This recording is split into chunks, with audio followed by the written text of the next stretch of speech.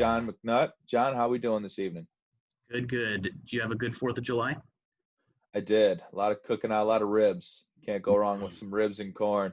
No, you can't go wrong with ribs. Fireworks, too. I mean, I was driving down the road going home, and there was just fireworks going off everywhere. I was loving it. Absolutely. Good. Felt like a Fantasia movie. Anyway, last week was pretty fun. We had some good lineups. You had a couple 6 of 6s, which has been hard to come by lately. 5 of 6s, and nipped me again in one and done. So we're gonna have to. Kevin Na ruined what would have been a good week with that withdrawal. I had way too much Kevin Na exposure, and the withdrawal was a lot worse than a miscut. So it was tough to make up that, especially in cash. It was over. Right. Yeah, pretty much from that point. Yeah. I had another withdrawal too. My 6K guy, Wyndham Clark, withdrew with a back injury in the first round. So I felt that bullet too. Oh. But it was a fun event. Bryson stormed the field, and we kind of had a feeling it was either Bryson or somebody random. Yeah.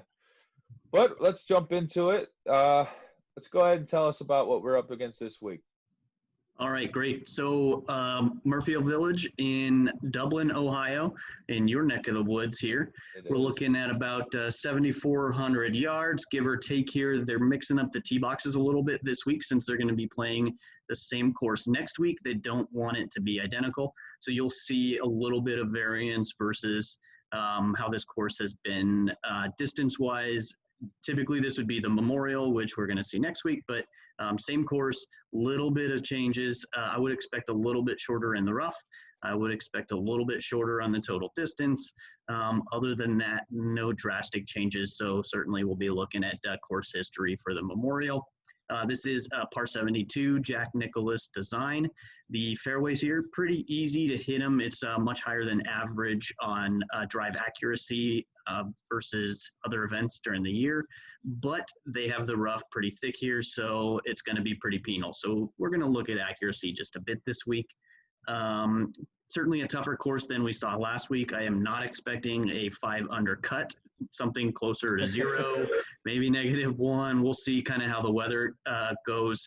Early look at the weather. There was some rain coming in this week, so it's going to affect things. I'm not sure what day yet, but we will have to take a look on Wednesday exactly what the weather's going to do. Again, tougher course. We're looking at guys who are going to be avoiding bogeys as opposed to last week. We needed guys who are making birdie. Par wasn't good enough last week. There's going to be some really good pars this week. Other things we're looking at here, ball striking, green in regulation is really important on this course. Par 5 scoring and shots gained on bent grass putting. And then as always, approach. Pretty much every week we're looking at guys who are hitting the irons well. So that's the main ones. Also par 4s, 450 to 500 yards. There are a bunch of them out here. There's more of those than any of the other par 4s combined. So we are going to look at that stat also. That should just about wrap it up. Anything else you have on the course? I think that was brilliant. Well done. I think the greens are going to be a little slower. I think you mentioned that. And the bunkers are usually a big part of Jack Nicklaus's courses. He loves bunkers on the front sides of greens. So guys that can make up and down par, like you mentioned, from those bunkers. Sand saves was not a model-based stat for me this week, but something I looked into for tiebreakers and things like that. If I'm going back and forth on a guy, a little scrambling in on mine. A little bit sure. of Yeah, same. Yeah, big on scrambling as well. This one is going to be 156 players, unlike the Memorial Tournament that is usually 120 invitational. And I think with the weather, it has been 90 degrees here in Ohio for the past couple of days. It is scorching, and my grass is dead. So, like you said, the storms are coming in, but I don't know how long those storms are going to be around. So those could be just some scattered storms.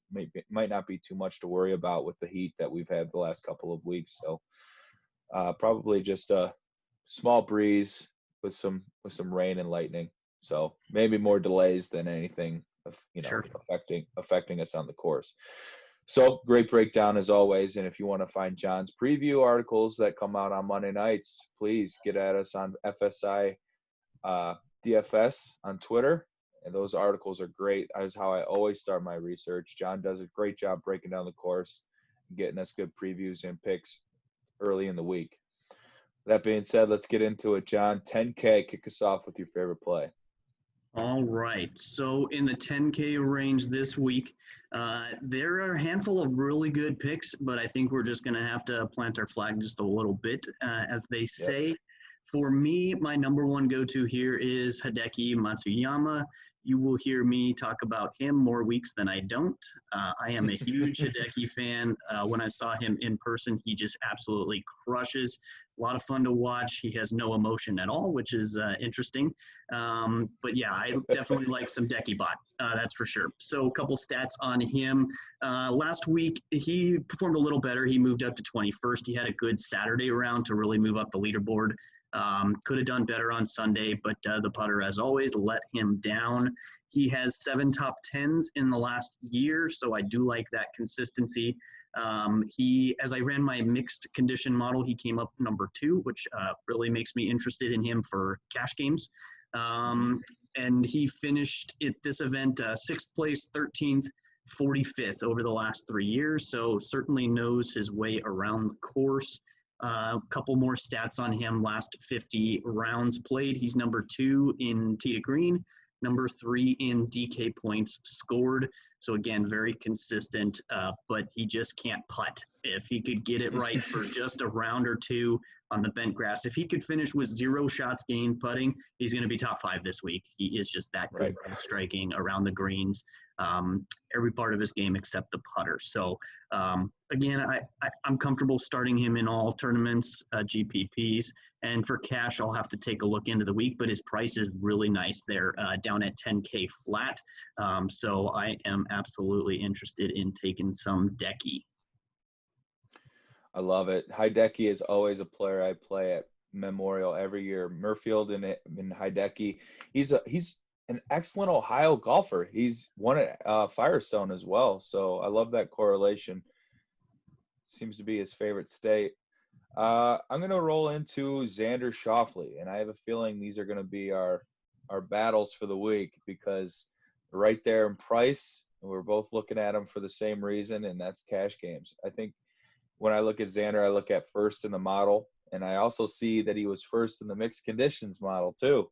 So he's got some correlation between both of our models as well as some really key stats. He's third in greens in regulation gained, first in bogey avoidance, fifth in proximity from 150 to 175. He finished 14th here last year. And he plays well in good field event in good fields. You know, this is a pretty good field of play. We got a lot of good top name golfers, you know, from all over. And coming off our third place finish at Charles Schwab, I think last week taking it off is really going to help him out. That's where I'm going to go with Xander Schauffele. Anything to add here in the 10K range while we're up here with the studs? No, I mean, I really like Xander as well. I will be playing him in tournaments. He's not a bad cash play. I like the savings on Decky. Also, just being a fangirl, I will be struggling to pick anyone else. But also up there, Cantlay is another course horse. He has really played this course very, very well.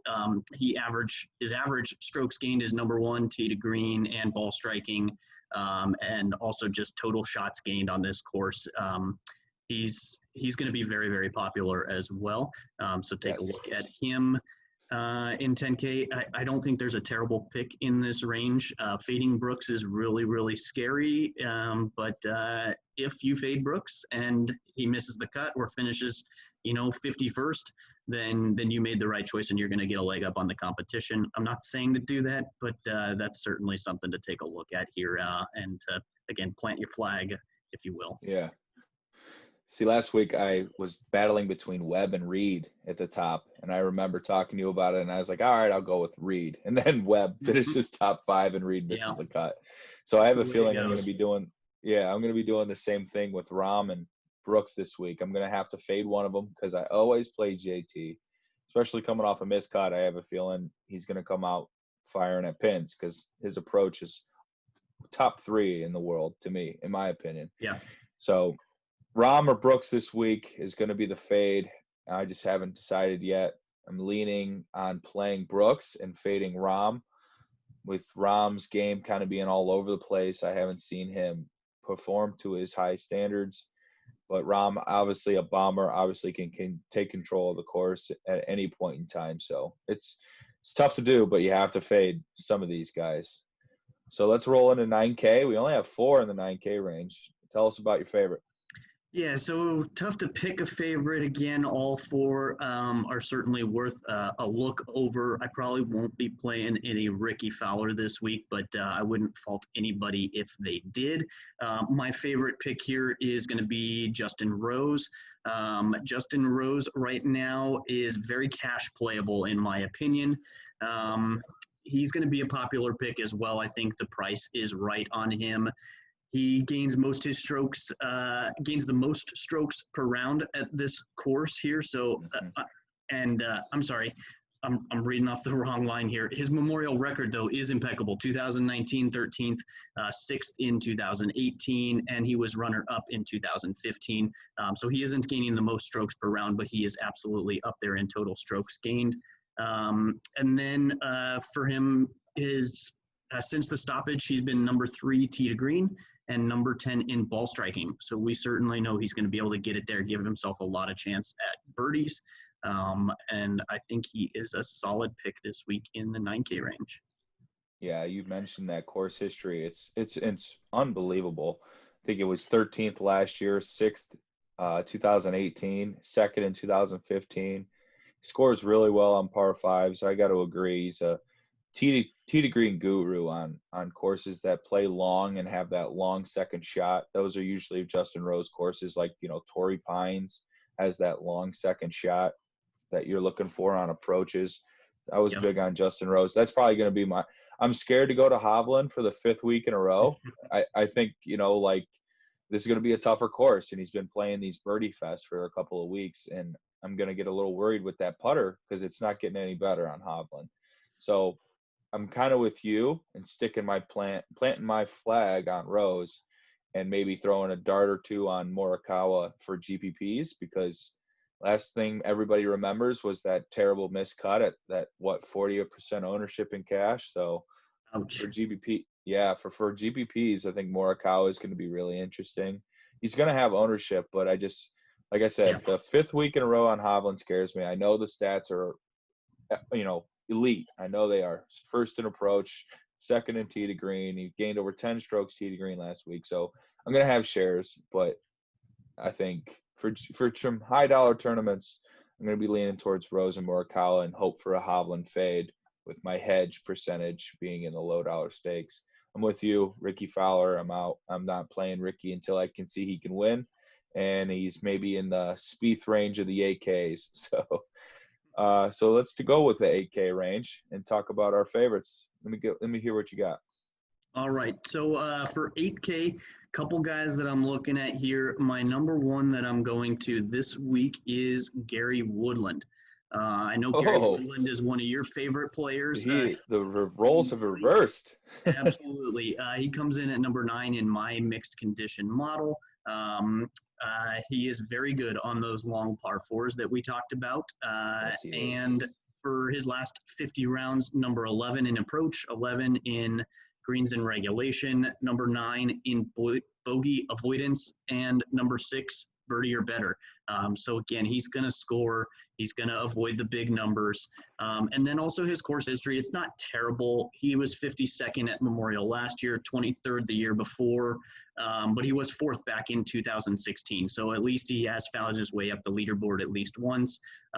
Just also here in 2020, he has already finished top 10 3 times. So we know Gary can get it done and score us some points. So I will be clicking on some Gary Woodland this week. Gary always makes for a good cash play. I think he's always safe to make the cut. He makes good weekend runs too. That's the best part about Gary Woodland. Like you may sweat the cut a little bit, because of the putting issues that he has. But when he gets to the weekends, he usually performs pretty well. Yeah. My 8K guy is going to be Marc Leishman. and I'm probably going to have him in cash this week, which is interesting because Leishman has kind of been an inconsistent golfer at times with some bad finishes and then pops for top fives. But usually what with Leishman is it's a good play for his courses. Like you could see Arnold Palmer Invitational every year, he does well. Well, Memorial is one of those courses he does really well in every year too. He was 5th in 2019, 15th in 2017, and 11th in 2016, and a 5th in 2015. So this is typically one of his tracks. He loves that long second shot approach, which is a big thing I'm on this week is proximity. I'm really harping on Jack's course design is typically keyed for players that can have that long second shot. He's 5th in approach in the last 36 rounds in the field, 3rd in greens and regulations gained, and 11th tee to green and 16th in proximity. Yeah, so Marc Leishman going to be a cash play for me this week. Low 8Ks, I got my eyes set on Adam Hadwin for maybe a GPP play, cash play mix. He's kind of like an optimal approach. He's 3rd in proximity from 150 to 175, 2nd in par fours, which is huge for you. I know you like those par fours from 450 to 500, and I couldn't believe he was 2nd in that stat. So it correlates with the proximity as well. So he looks like he's a really good course fit, even though he's going to struggle a little bit off the tee. He's 7th in putting, so he's a really good putter as well. Pretty big on Adam Hadwin. I have something else as well. He is coming off of 4th place where he gained 5.5 strokes tee to green. He gained the most strokes, or he struggles a little bit around the green, but he gains in most of the strokes gained categories. He's got some pretty bad course history, but I think that's relative to how he's recent form it usually is. And he was 11th here in 2016 when he was playing at the best part. He was the highlight of his career when he was shooting 59s. And I think he had won the Valspar Championship that year. So when he's playing well, he'll play well at this course, and that's where I'm going with in the low 8Ks. Is there any other 8K play you have on your radar? The other guy I have starred here is Leishman as well. Everything that you said, I completely agree with. One thing I'm really looking at, though, he's sandwiched in here in pricing right below Reed and M, and then above Spieth and Kuchar, Neiman, Woodland. I think he's going to go a little under-owned, partially because of his recent form, T58 and missing the cut. Those are his 2 events since returning. I think people will open up their app and see T58 miscut and think not playing any Leishman. I think he's certainly is cash playable, but I think he is going to be a really good GPP, lower owned in that price range. It's always tough to find somebody low owned at 8,700. But yes, I think with the players there this week, he has it in him. The other thing just I'm looking at, he's got a win and a 2nd place already in 2020. Guys that win, I like to play them more, even if they're going to miss some cuts. That win equity is worth it. When they pop, they're going to make your line shoot to the top. They miss the cut sometimes, but certainly worth the risk. So I do like that. I do really like the Hadwin play too. Very consistent. I could see myself playing him in cash. Yeah, that's 3 strong plays in that 8K range. I think that's where majority of where my ownership's going to go. I don't think I'm going to strain myself into Spieth and plays like that. I think the M show has been slowing down, and I'm kind of worried about playing him again. So I'm going to harp on the 3 guys that we mentioned. Let's get into some 7K plays, because I think that's where the battle is going to be won and lost this week. So kick us off in the 7K range. I agree. There are a lot of good plays in the 7K range. It is absolutely loaded with names that people are going to click, whether it's course history guys like Streelman or whether it's just bigger names like Phil Mickelson. This range is absolutely a disaster as far as trying to pick and nail down who to get. So we want to be really careful as we go through this. A couple guys that popped out to me the most, I've been playing him ever since the stoppage here. That's Maverick McNeely. I just cannot get enough Maverick. We played him last week. He had a great finish. What was that? T4 last week? I'm sorry, T8. He's made 3 out of 3 cuts since the break. He has 4 top 15s in 2020.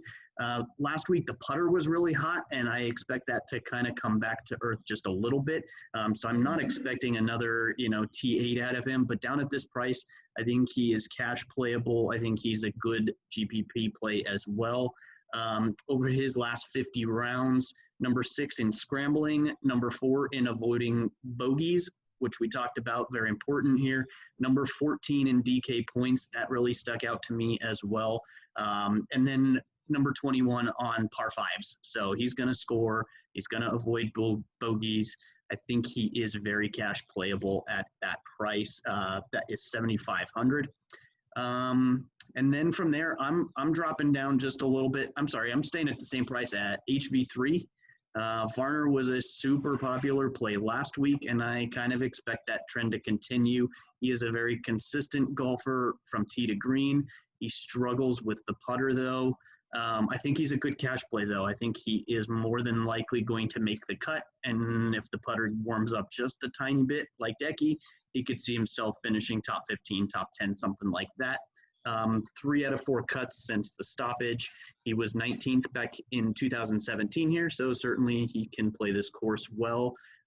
Over his last 36 rounds, he's 5th in greens and regulation and 9th in bogey avoidance. So those are kind of the stats that we're looking at with these guys down in this range. They're not necessarily going to be first like tee to green or anything like that, but avoiding bogeys, par 5s, and approach, and HV3 definitely is checking boxes there. So those are 2 guys I'm targeting. There'll be a lot of other guys I play in this range, but who are some of your favorites in this 7K range? I'm going to kick us off with Joel Dahman.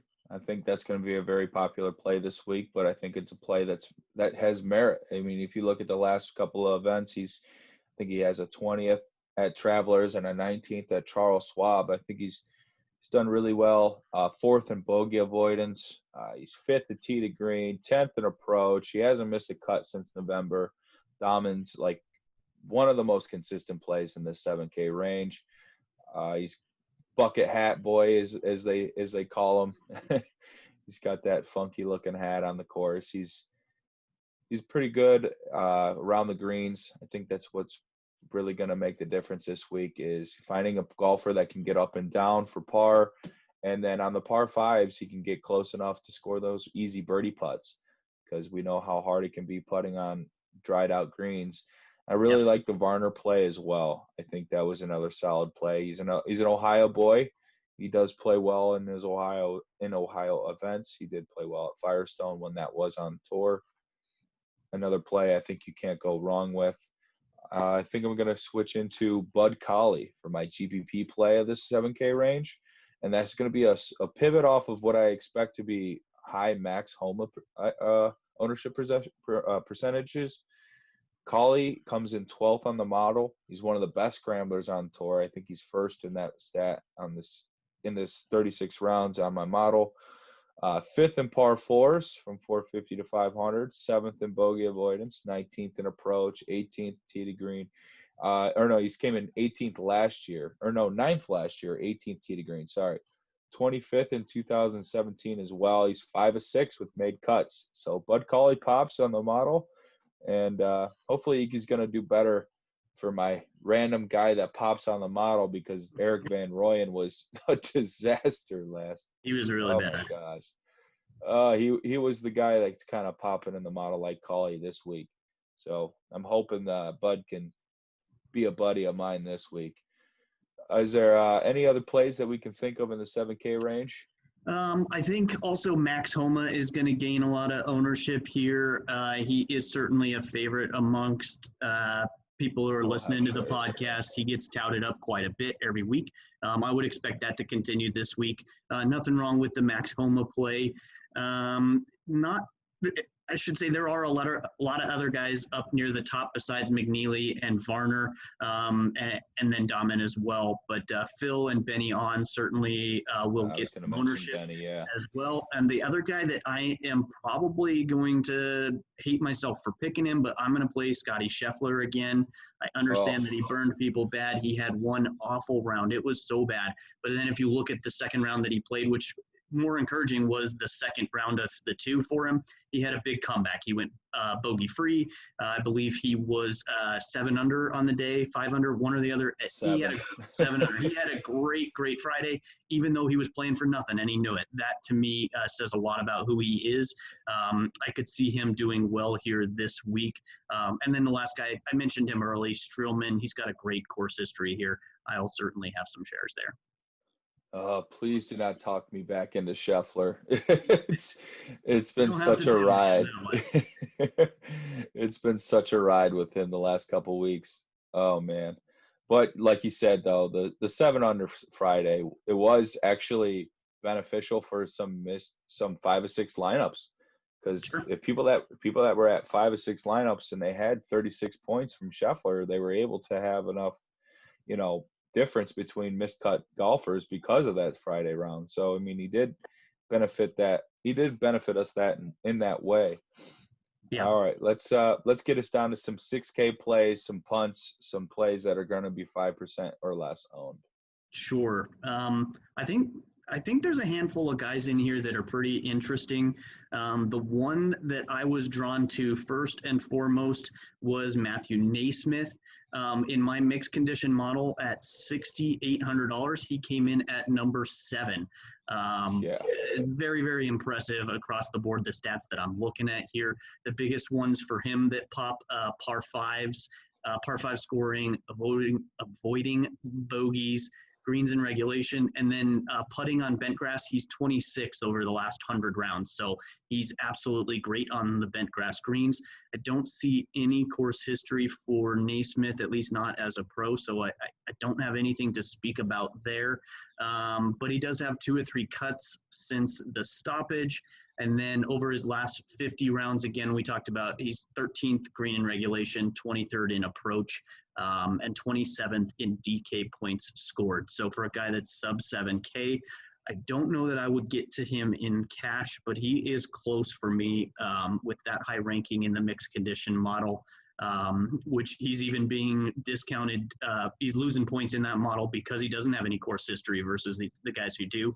That to me says a lot about the rest of his game. So I will be playing some Naismith, probably the most clicks for me this week, sub 7K. What about you? Who's your favorite down here? Yeah, Naismith is probably the optimal play in my opinion as well, under 7K. I think that's going to be a name I click on for high stakes. I think that's going to be a really good pick this week. Naismith, I mean, the mixed conditions model ranking was like, really? Holy smokes. Yeah. 4th. And like you said, no course history too to back him up. So he's obviously playing some really good golf.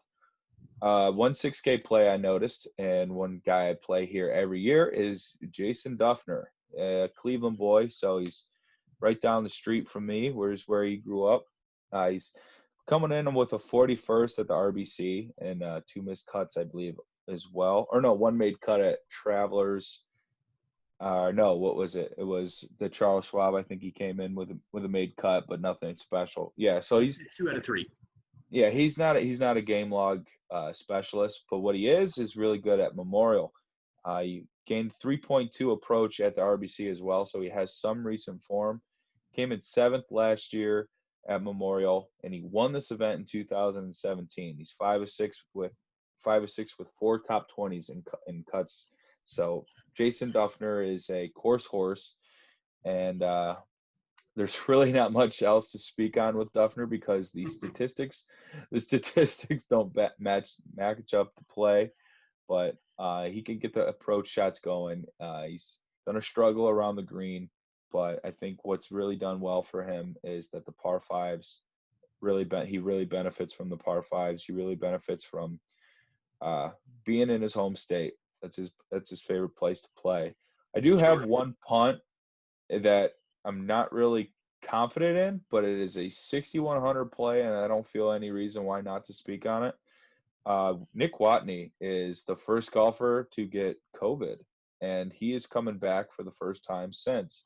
So, in my opinion, if a guy who picked up the COVID virus is already coming back maybe a couple weeks later, I think it's only been 2 weeks. So, I don't think it was as serious as the disease, I guess, can get. He was 11th in greens in regulation gained before his exit. He did miss the cut last year, or he did miss the cut in the round before. Obviously, he had to withdraw. Did he miss the cut before he withdrew? I think that's what he it missed was. a cut, and then he played a round one and withdrew. Yeah, that's what it is. Right. But he came in 22nd in Memorial last year. So I like Nick Watney for basically bare minimum. I can't think of another GPP dart down there that has any shot at making a cut. So there's some other names I have. Do there any other names for you in this 6K range? Yeah, a couple that'll have some shares of some Chesson Hadley. He pops up in approach 29th, 26th on the par fives, and actually 20th in DK points over the last 50 rounds. He has 2 or 3 made cuts since the stoppage, so I could see myself playing some Chesson Hadley. And then another guy that I got to watch a little bit of, he was in one of the featured groups this last week at the Rocket Mortgage, and I'm sure I'll butcher his name here, but Xiang Yol No at 60. Nailed it. Yeah, I'm sure. 2 out of 2 cuts since the break. He was 11th place back at the Travelers. He fell off big time on the late in the weekend here, 57th last week, but certainly for a guy sub 7K, he's worth a look there. He gains on approach and tee to green. His putter is not great. But as we look at the events he's played better in, he tends to get better on the tougher events. And then events like the Rocket Mortgage is where he's going to struggle a little bit more. He is not going to be the guy to get to 25 under to challenge Bryson, but certainly this week is not going to be that. So I might play a little bit of Mr. No. There's a couple other names down here. Stroud popped for me a little bit. At the very bottom, Cam Percy, 6,300. I might play some shares there, but really I don't think I'll get behind any of these guys very much besides Mr. Naismith. Good call on Sun Yul. Got the name right as well. Good work. A couple other names I have. Adam Long is a guy I typically play. He won Pebble Beach a couple years back. He plays well with tiny greens. I like you mentioned earlier in our chat. Carlos Ortiz is another name. Richie Wierenski is playing really well. He played well last week to close out the week. And Henrik Norlander, young, I think he's Swedish. Yep. He's a guy that was gaining strokes on the approach and around the green last week and played pretty well for his price. So that will do us for the 6K range. Is there anything else you want to add on picks this week? Any strategies that you have your eyes set on? I'll probably be playing a bit more cash heavy this week. I feel like the pricing is much softer than we've seen in some of the last couple events. With almost nobody in that 9K range, and really all the guys in 10K, their price seem to be a bit lower than what they probably should be. I'll find myself in a little more cash events this week and tone down the max entries is what I'm thinking I'm going to do. And based on that, probably play a few less guys down in the 6K range, but load up on those 7Ks and try and pair them up with my favorites up top. So that's kind of my strategy going into contest selection this week. I thought that's really good strategy, and that's something that I'm trying to build around too. Planting our flag that week for us. I think that's what we're going to do at the top, and we're going to try to mix in these 7K range plays to find some optimals and hopefully double our money in cash. So let's roll into our last segment. What do you got? One and done. You beat me again by a couple of spots, 8 to be precise. Yeah, I've been a little lucky. Had top fives each of the last 2 weeks on the one and done. They were certainly popular picks, so I didn't do anything crazy, and I'm not going to start this week either. I'll go with Hideki. He is just so good from tee to green. The ball striking is elite. if he could just figure out the putter just a little bit. And I think the fact that he's played this course a lot, that's going to help versus last week not having nearly as much experience at the Detroit Golf Club. I think it's going to help a lot playing somewhere where he's a little more comfortable. So I have no problem taking Decky, and I hope he beats whoever you pick. I'm going with Xander. So we're going to have our battle. Okay. Same price range. It seemed to do well for us. Hatton and Hovland were in the same price range last week. We'll do the same. I'm going to go with Xander Schauffele, like I said, to start. First in the model, first in the mixed conditions model. Plays really well on bent grass. He's going to be in my most, not, I won't say all, or I won't say most, but he's going to be in at least a good portion of my lineups this week. Well, this was great and fun, and if you all noticed, there's no connection issues. We fixed it. We're set now. I'm really enjoying these, and I hope you all are too. Please click the subscribe button. Give us a like for our video so we can get out to everyone else and show them that FSI's got a good golf content and good golf Discord chat as well. John, anything else to add this week? No, let's hit a big one this week. Some big green screens. That's right. Let's get an optimal lineup going. All right. Well, that'll do it. Everybody have a good night. We'll see you tomorrow.